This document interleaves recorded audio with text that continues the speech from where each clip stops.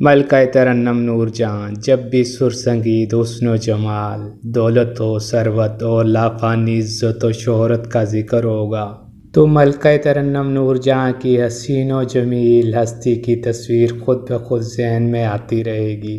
نور جہاں بچپن سے بڑھاپے تک سپر اسٹار تھیں۔ شوبز کی دنیا کی شاید وہ واحد ہستی تھیں کہ جو اپنے بچپن سے لے کر بڑھاپے تک سپر اسٹار رہی۔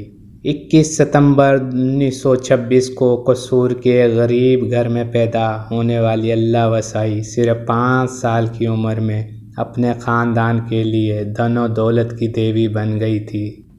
9 سال کی عمر میں اپنی گائیکی سے لاہور اسٹیج پر دانت سمیٹ رہی تھیں۔ کولکتہ میں بننے والی اپنی پہلی پنجابی فلم شیلا اور پنڈ دی کڑی 1935 میں اداکاری کرتی اور گیت گاتی ہوئی نظر آئیں۔ ان کا فلمی نام بیبی نور جہاں فلم پوسٹروں اور اشتہارات پر بڑے نمایاں انداز میں شائع ہوتا تھا۔ 16 سال کی عمر میں لاہور ساختہ اردو ہندی فلم خاندان 1942 میں ہیروئن بنی، جس میں ان کے گیتوں نے پورے برِ صغیر میں دھوم مچا دی تھی۔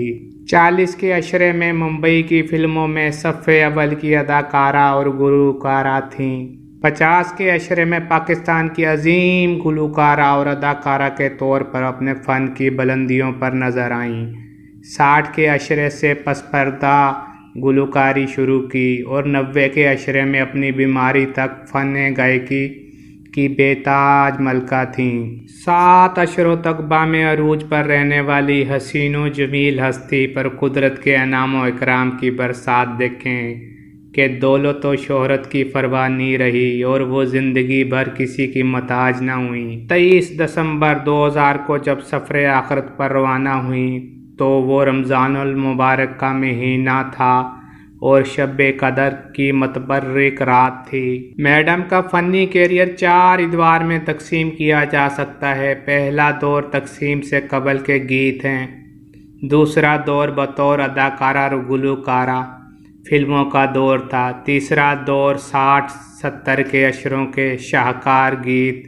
چوتھا اور آخری دور ایکشن فلموں کا تھا، جن میں اگر میڈم نور جہاں کے گیت نہیں ہوتے تھے تو ڈسٹری بیوٹرز فلم ہی نہیں اٹھاتے تھے۔